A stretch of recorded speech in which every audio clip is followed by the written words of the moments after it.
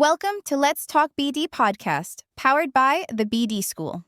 Hi, everyone. Welcome back on Let's Talk BD. Today with me, there is actually someone who was already here. So I would say, Mafalda, welcome back.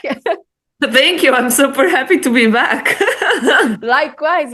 And actually, this time there's a bit of a special occasion because Mafalda in this past month has been super active, and she just published a book which is in Portuguese, but in English, roughly translating into sales for those who think we don't have any talent. So we're going to talk a little bit about it. It's all about prospecting with AI. So for those of you listening, I think it's going to be a very interesting conversation. I hope you take some notes because I have high expectation that Mafalda is going to give us a lot of practical insights. So Mafalda, tell us a little bit more about your book, and then we get to talk a little bit more about our favorite topic, prospecting. Yeah, sounds great. And it's always a pleasure to speak to you, Lucia. We always bounce a lot of ideas, even offline. So it's always great. So thanks so much for promoting my book, for having me for this special occasion, for buying the book, even though you were Italian speaker. I wish the world had more people like you. But hopefully there are in this among the listeners. I hope there would be a lot of maybe Portuguese speakers or some people that are learning Portuguese that can get your book. Let's see if we convince them to buy it. No, I wrote it in a very easy way, so it's an easy book to read for both Portuguese or Portuguese learners. So because it's a book that, even though obviously the main target market are people working in sales and prospecting, but not only, I wrote in a way that any person who needs to sell her or his own project, or I don't know, has a music band or has a small business or has a business idea, you need to sell all the time, whether you like it or not. So you better start, learning it. So I wrote it in a way that even if you never worked before in business development, you can understand. If you're already working business development, you still learn, hopefully, extra tips. And I divided, and I think it's a good gateway for the AI topic, which is, initially, when I was having this idea of writing this book, was only about prospecting, and then the AI fever came, and I said, okay, for this to be modern, I need to add AI to it, which was a great way for me to force myself into learn how to use properly AI in prospecting, so I could write that on the book. So it was a great nudge. But I still decided to divide the chapters without AI and with AI. Why? Because AI is a tool, like the internet, it's a tool to make you efficient. Meaning, if the foundation is wrong, what AI will do is amplifying the wrong thing, make it even bigger. If you're doing the right thing, AI will amplify the right thing, is what we say in business, garbage in, garbage out. So basically, I have, for example, a chapter saying this is how you write a prospecting email, and these are the reasoning. And then I have another chapter, this is how AI can help you write a good sales email. But you know how to do it with or without AI. And that's basically how I structured the book. Yeah, and I totally like this approach, and that's the same we do in our training. For example, we always teach the process first and really try to get the people to understand the logic behind things, and then indeed we can automate everything, because I feel sometimes there is this rush into doing and automating, and then when results don't come, it's like, oh no, but this tool doesn't work. Like I had some clients, for example, really like that, it's like, oh no, we tried with the Zoom Info, with the Apollo and this and that, but it was bad, our domain got blocked, so now we don't use any automation anymore. With the result that the entire team is doing things manually, there are no results, and so on. What's your what's your take on that? What's the balance, right, into automation with human touch? I think first a comment on what you just mentioned. I think people, they jump very quickly into conclusions, especially nowadays. Even outside of sales, they have. Usually now people have simple solutions for very complex problems. And so it doesn't surprise me that, it got blocked it was because of automation. Let's stop instead of actually digging into the issue. Um, so what's my take on balancing quantity and quality? So I think you should research your prospect in your company, right? And that takes time. Well, now with AI, it takes way less. So Mm-hmm. suddenly, before you would research maybe, I'm giving a random number, 10 companies per half an hour, now you can do 20. So you maintain the Mm-hmm. quality, but you can do it more. So this is on the research part. On the writing, you should write the emails yourself. But especially imagine, English is not my native language, as we mentioned. I wrote a book in Portuguese. Portuguese is my native language. So sometimes I'm writing an email and I'm like, hey, that doesn't sound right. And instead of me trying to figure out why, I put on ChatGPT and say, can you rewrite these? Or what's off here? Or can you make it a bit, nicer? And suddenly, in 2 seconds, they usually it unlocks what's wrong there. I don't need to spend half an hour with a writer's block. So the thing is, I can maintain the same quality, but make more in terms of quantity. And as I always say, whenever I give keynote speaks about the topic, this is the first time in history where we can have quantity and quality at the same time. That was never possible before. You had to choose. You don't have to choose anymore. And in terms of what can be automated and what not, the first email I don't think it should be automated, it should be highly Mm-hmm. personalized and relevant. But a lot of the emails in the sequence, they can be automated, especially if you make sequences per either buyer persona or industry or trigger. So if you have a sequence that's for CTOs, if the second email, which is the same for every CTO, has a common challenge for CTOs, Mm-hmm. probably the person will resonate if you got it right, especially if the first email was highly personalized. So this is an example of you don't have to write and to personalize every single email or every single beat. So maybe you have a template and you personalize 50% of it. The rest you don't have to. Mm-hmm. You don't have to change every CTA. You don't have to you can have the valid proposition, you can write the same valid proposition, you just change maybe the Mm-hmm. trigger. So you don't have to, you should not automate everything, but you don't have to reinvent the wheel every time. Very true. And what is your go-to process when your team or you yourself are prospecting? So just guide us through the steps. Yeah. So I'm a huge believer in triggers approach because the trigger approach is usually timely correct, right? So it's usually you have higher chances to be of being relevant if you use a Mm-hmm. trigger. So basically we have cadences per trigger, and then we have certain industries that we go after. For example, in our case, highly regulated industries, health tech, medtech are a good target market for us. Blockchain as well. So we build lists within the company, the industries that are relevant, but then we divide them into triggers, right? So new leadership, focus on sustainability, cost cutting, and then we add the person, the buyer persona, to the trigger cadence, and then we, as I mentioned, we personalize the first email, and then we add cold calls, LinkedIn, video prospecting, all of that jazz, to make sure that we target the prospect in every single channel until hopefully he or she replies. And if not, at least we know we tried everything.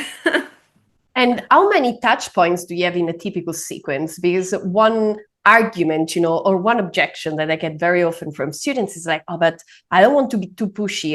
I'm like, yeah, okay, but you still need to reach out to the person. So I have a number that is my go-to number, but what is yours? I would say it depends a lot, but I would give you a range between 14 to 18. Mm-hmm.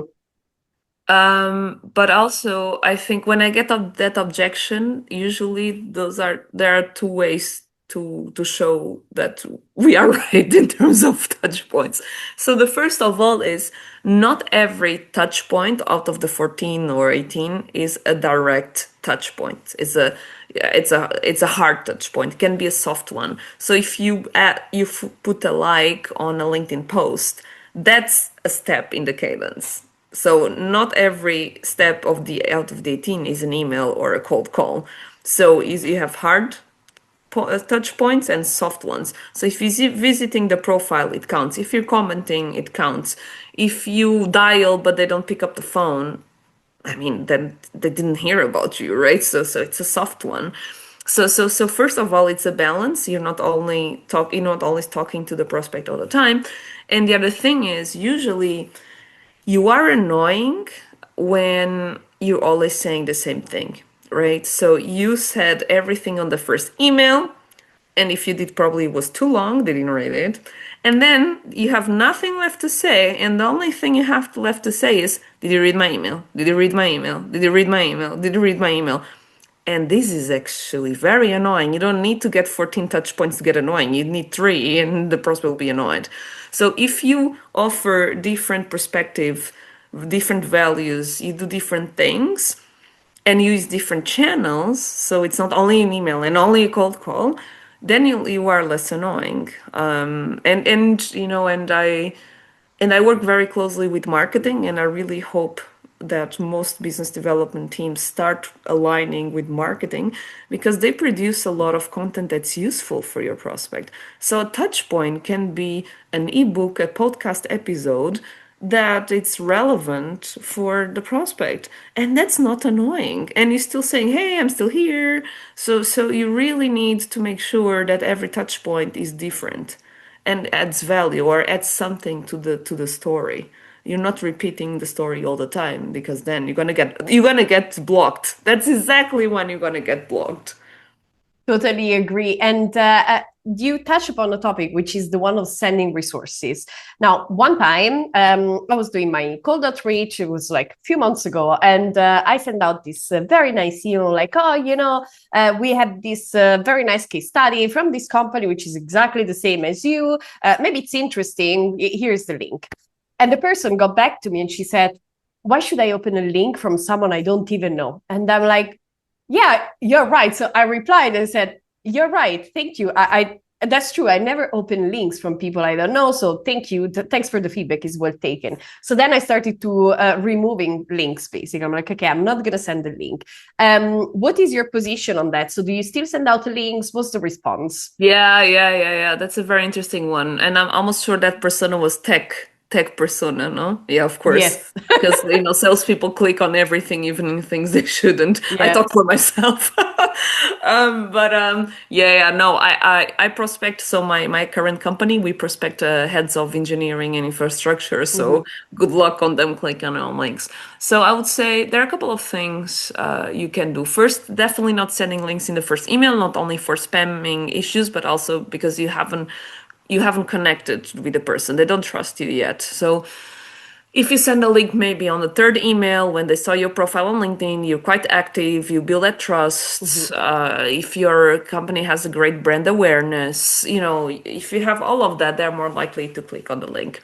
But sometimes what I do is either sending a screenshot already, right? So saying, hey, this is the first page.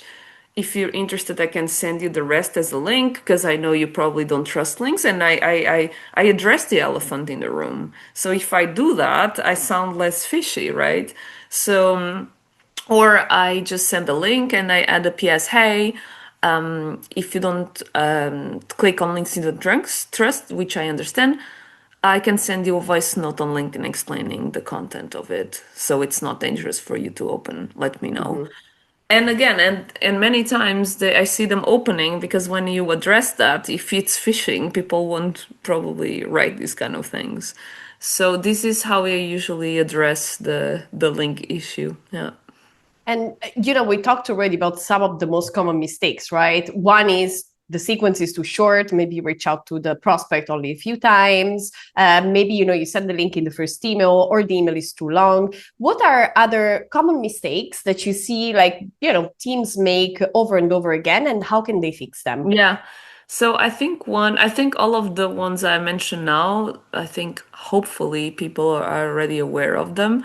But there is one that I still feel, even from people who have been doing this for a long time, they just don't do it. And it's crazy to me, which is really understanding if the messaging is relevant, right? Because you can do multi-touch video, whatever, it can be super creative.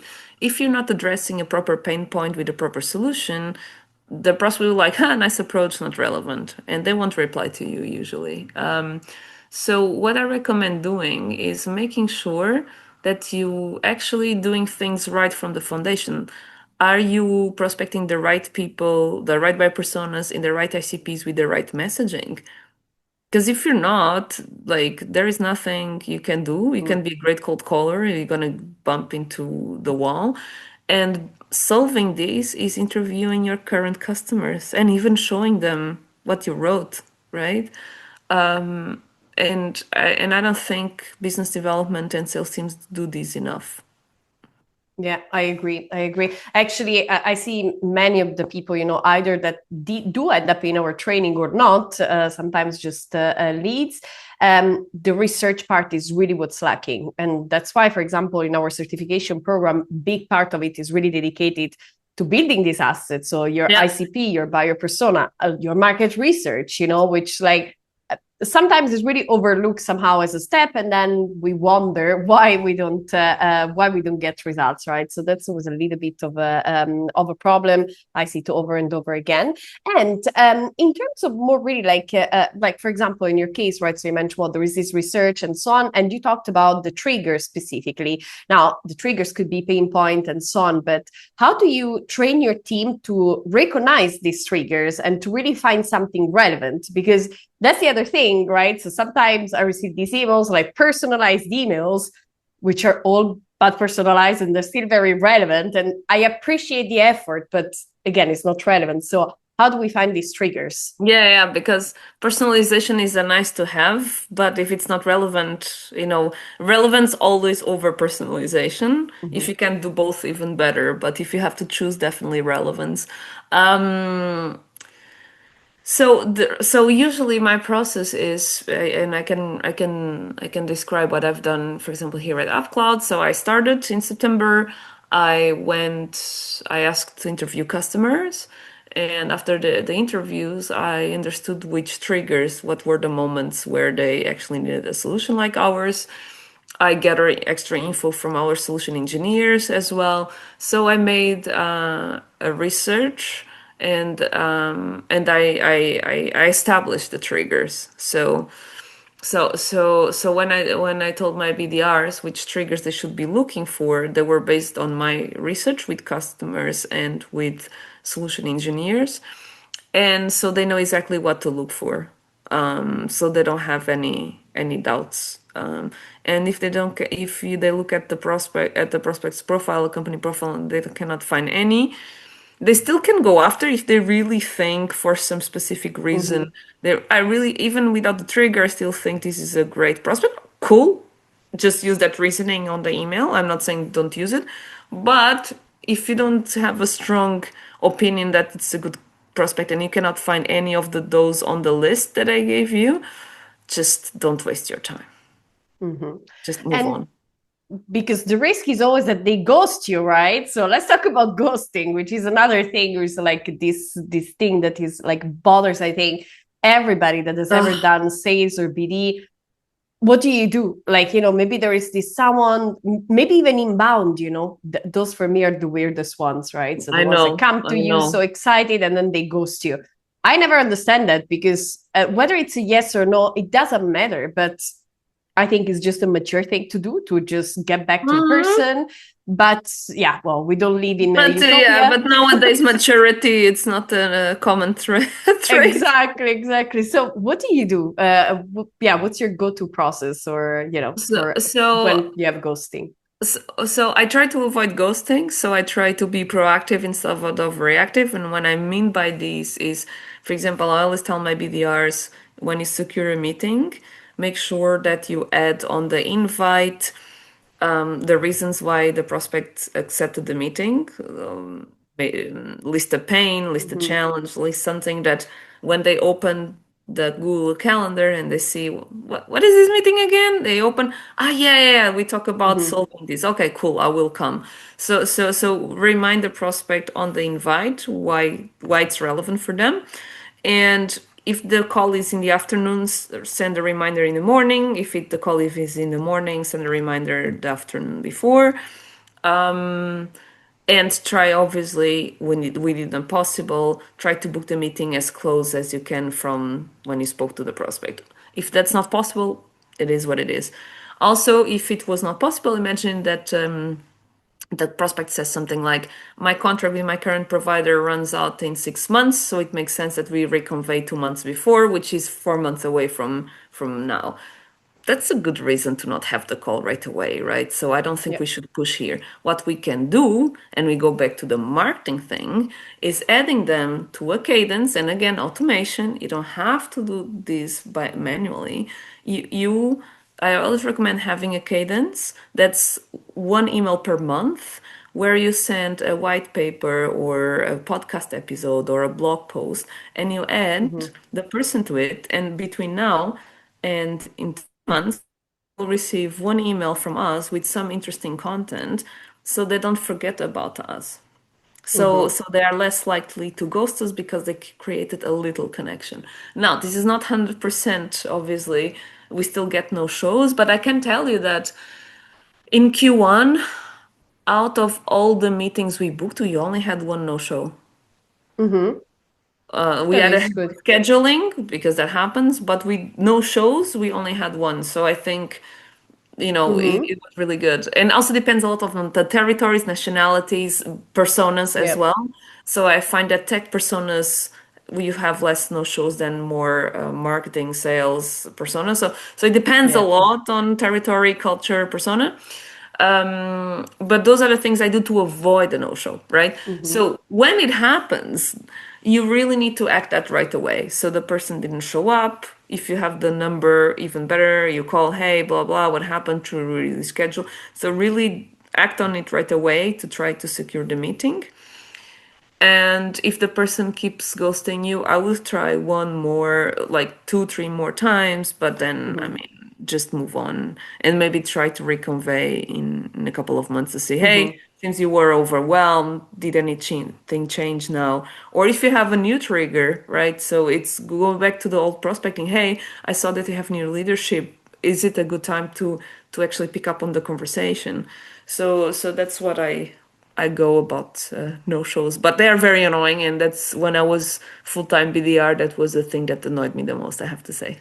Yeah. It still annoys me. It still So, annoys me. And actually, talking a little bit more about your management experience, right? So, what is the best thing about managing a business development team and the worst thing? yeah. So the best thing is really contributing for someone's career. So seeing people shining, learning, and get and feeling, or at least I try that you made a difference for the best. You hire. I always hire extremely intelligent people, and I want these people to be successful. If I can help them to be successful and remove the obstacles that sometimes exist in companies for successful people, that's what I like the most. What I like the least, I mean, in managing, I don't have anything I don't enjoy. It's more the politics with the other managers from the other departments. So it takes me more time to manage the other stakeholders that are on the same level as me than my team. So that's, I would say, I sit in a lot of meetings that are not very useful, and I think that's when you are in a management position, you have more time wasters because you're not an individual contributor. Yeah.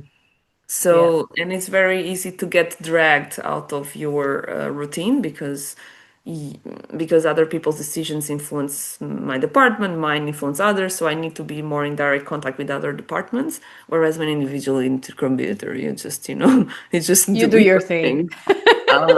So I would say, yeah, bigger time wasters. Yeah, yeah. Very good. And moving on the AI topic, right? So we mentioned, of course, AI is more of a tool, right, to make our job more efficient, save more time. So what are your go-to tools that you currently use and that you get your team to use daily for their business development tasks? Yes. So I'm a huge fan, and for transparency purposes, I'm also the one of the advisors of Ample Market. Mm-hmm. Ample Market is fantastic because it's like a sales engagement tool, like Reply, Sales Loft. They are their competitors, and Ample Market has everything. It has the contact data, the warm-up email, the sequencing, so you don't have to jump into tools. You have everything there connected to the CRM. That's it.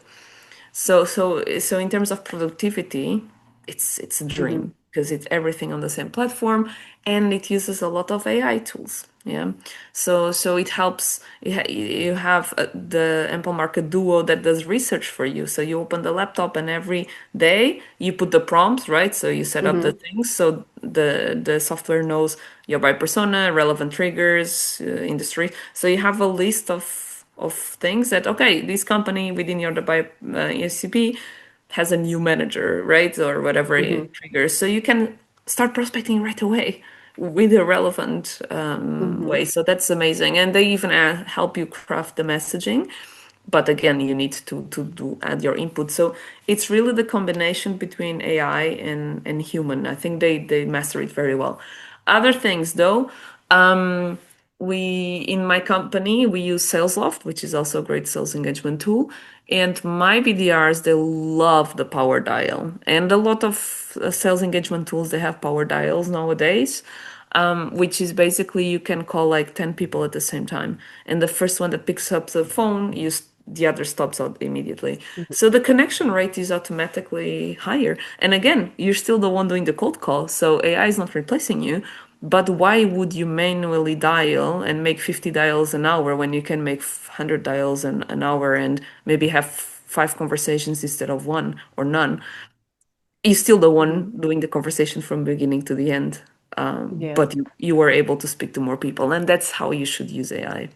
Yeah, totally agree. And you mentioned a little bit like conversion rates and so on. What is a good conversion rate with cold outreach? And maybe you can break it down by channel as well. It depends a lot on the industry and your product market fit.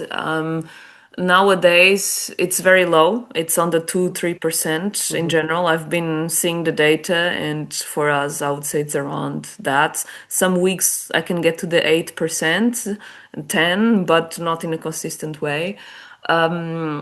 So, and again, it depends a lot on the Mm-hmm. buyer persona, because in my previous company, when we did our first chat, we were going after heads of sales and heads of business development and sales enablement, and LinkedIn worked really well. So we had better conversions with LinkedIn. Nowadays, it's cold calling. I would say 90% of the, because it's engineering, so they don't open emails, they don't go on Mm-hmm. LinkedIn, not so often. So it's cold calling. So it depends a lot on your buyer persona in your region and in your industry. So that's why that's an advice I can give. When you see a random number on a report or on LinkedIn, like, again, question it, like, oh, you should have 10% connect Mm-hmm. rate, or you have to have conversion rate. I'm like, says who, and are we talking about which market, what's the product market fit, what's the territory, what's the buyer persona, like, I'm sorry, but you need Yeah. to assess a lot of things to make a number and have historical data. So Yeah. if your historical data is 1%, if you have your team doing 5%, you did great. If your historical data is 10% and suddenly you're doing 5%, you're doing something wrong. So also look at the data in your own company and go from there. Yeah, yeah, and you're right about the statistics, especially the statistics on LinkedIn. I think nowadays, where there is more and more people posting on LinkedIn, you always need to wonder what's the agenda of the person, right? Yeah, Because yeah, yeah, like if you have someone that is a LinkedIn ghostwriter and is telling you that LinkedIn is the best channel and they get 80% reply rate and so on, well, why are they telling you that? They are selling that service, right? So they have all the interest in telling you that cold calling is dead, that cold email is dead, everything is I dead love only. those. Like my team books meetings with every single channel. Obviously, cold call right now it's the best one, but we still book meetings with the other channels. And I really laugh when I see this is dead, that is dead. I'm like, it's only that if you don't know how to do it. Yeah, exactly. Or if you don't even try it, because like the Yeah, cold calling one, yeah. for example, like I had this, I was advising a company and they were like, oh, you know, that we have this PD in France and she says that, like cold calling doesn't work, but she doesn't try. I'm like, yeah, but why do you keep her then? At some point, it's like, you need to be a little bit harsh, right? Either you do the things, you try them, and then we do know that something doesn't work.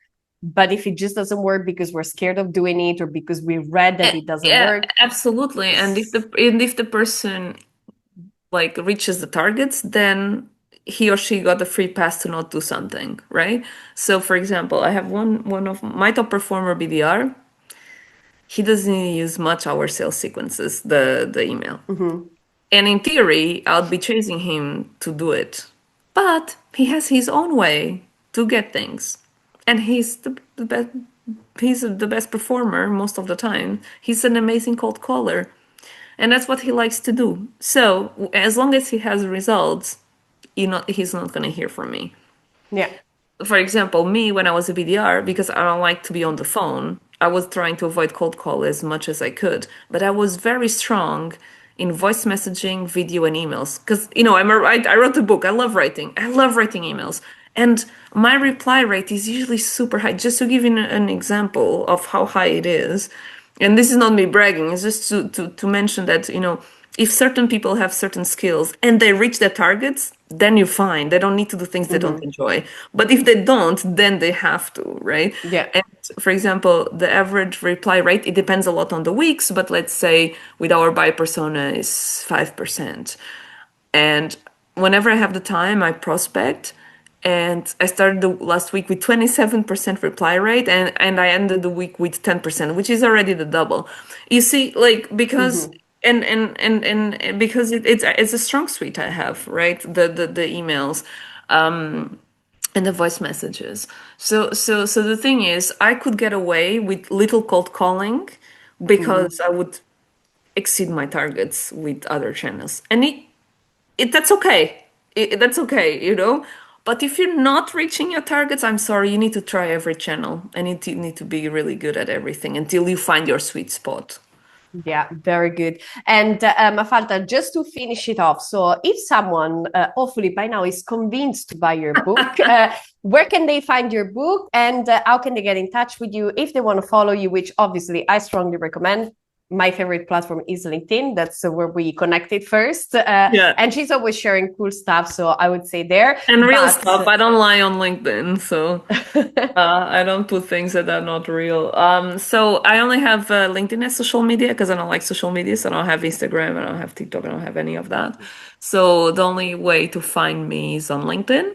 My book, the link of my book is on my LinkedIn profile, but I've published it with a Portuguese publisher called Guerra e Paz, A War and Peace, like the Tolstoy book. So if you go to the website of Guerra e Paz and you put my name, you will find it right away.